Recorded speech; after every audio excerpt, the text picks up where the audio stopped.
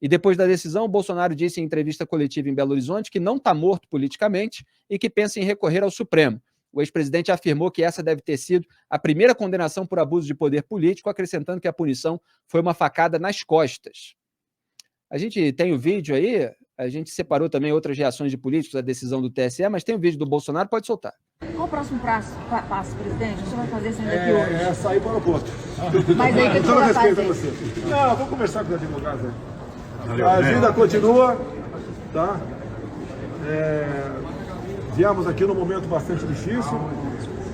Despedida do senhor Alisson Paulinelli. Tá? Um dia que passou para ser emblemático para mim, como foi o 6 de setembro de 2018, quando levei uma facada pela frente. Hoje levei uma apunhalada com essa adesão. Quem levou a apunhalada não foi Jair Bolsonaro, foi a democracia brasileira. E quer comentar, Greg? Tá aqui respirando fundo, assim. Não preciso comentar, não.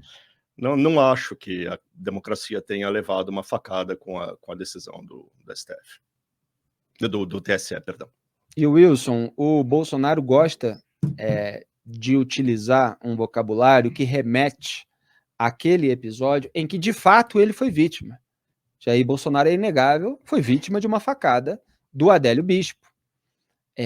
Mas ele usa a mesma expressão, né, que é para tentar angariar essa simpatia, ter esse apelo emocional no eleitorado. Tomou uma facada pelas costas. Aquela foi pela frente, essa foi pelas costas. Acho que nem no sentido metafórico faz muito sentido. Porque como assim pelas costas? Tudo estava sendo feito aí pela frente, a não ser que ele esteja falando do Cássio Nunes Marques, de quem esperava um pedido de vista, mas que acabou votando, dando o voto, mesmo que tenha sido a favor dele. Esse resultado aí já era ponto pacífico, né? Inclusive aqui nós já falamos sobre isso, né? Eu só errei pelo placar, né? Porque eu fui um pouco otimista demais, né?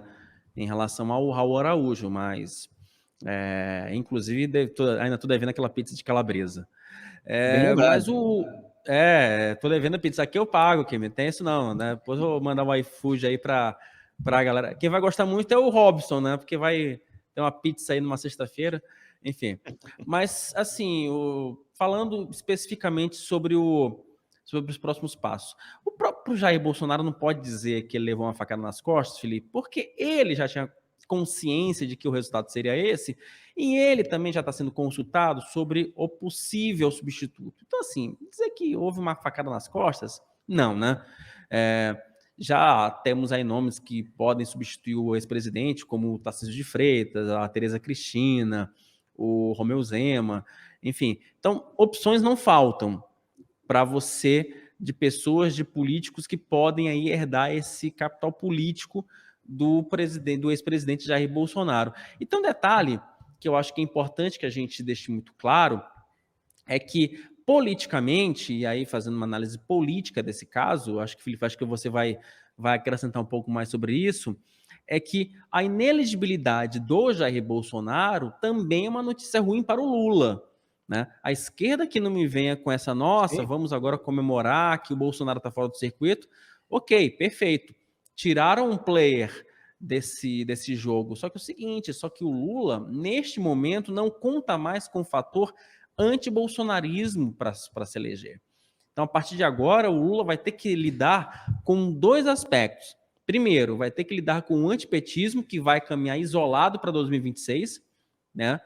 E detalhe, vai ter que também lidar com a agenda econômica, porque agora é o seguinte, todo mundo vai olhar com muita calma para o governo. Agora não tem mais esse passapanismo, se o Lula não se reeleger, o Bolsonaro volta. Não tem mais isso, né? Esse papo de preciso eleger o Lula porque o Bolsonaro pode reassumir o poder, dar um golpe de Estado, utilizar um cabo e um soldado para fechar o Supremo ou o TSE, esse papo já não existe mais. Então, a partir de agora, é Lula contra Lula, basicamente. Então, se o Lula... E agora que o próprio PT já reconhece isso, né, Felipe? Quando o PT já começa aí a identificar um possível adversário do presidente Lula, já de olho em 26, já tem gente do PT querendo colocar a máquina de assassinato de reputação para funcionar. Então, essa inelegibilidade do Jair Bolsonaro, primeiro, não foi uma bola nas costas, não foi uma facada nas costas, e a esquerda que se cuide, porque a direita conseguindo construir um candidato que ele não tenha rejeição ou que tenha uma rejeição pequena, se ele conseguir atrair esse espólio da popularidade do Bolsonaro, vai ser um candidato competitivo e que, olha, que vai dar muito trabalho para o Lula em 2026. Me parece, Graeb, que o Lula e os petistas vão fazer é tentar requentar esse anti-bolsonarismo por associação aos candidatos que vão surgir, quer dizer, vão associar todos ao Bolsonaro. E essa direita, se for mais racional, evidentemente, vai tentar se descolar de tudo aquilo que o Bolsonaro fez e que gera desgaste, como a sabotagem da vacinação, como questões envolvendo tudo isso que eu falei, da sujeira da família nos gabinetes, etc. Então, você tem uma questão específica que é a transferência da rejeição. Jair Bolsonaro vai transferir rejeição para um novo candidato desse campo, e o quanto que esse candidato vai ter que se colar ou se afastar de Jair Bolsonaro com a devida habilidade, a gente vai ver. Agora, o que a gente vê do posicionamento do Bolsonaro é essa tentativa de alegar de que a direita não tem muita chance sem ele, que ele é o líder, que ele é o competitivo, só que ele perdeu, né, Graia? Tudo bem que foi uma diferença pequena, mas ele perdeu.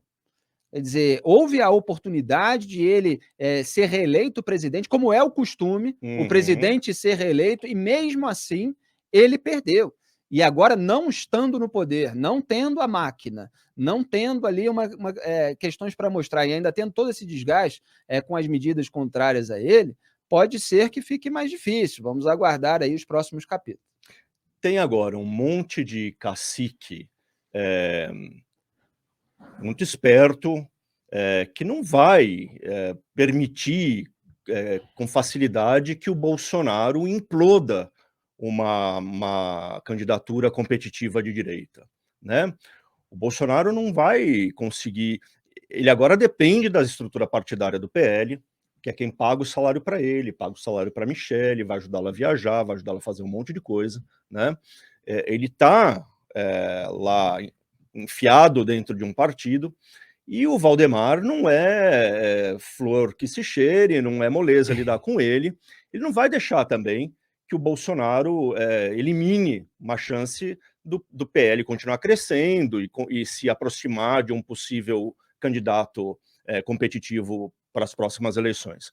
Então, assim, o Bolsonaro certamente vai tentar se manter relevante e tudo mais, mas se as pessoas perceberem que ele está atrapalhando, se os caciques perceberem que ele está atrapalhando, vai ter uma operação cercadinho, né? Bota o cercadinho no Bolsonaro.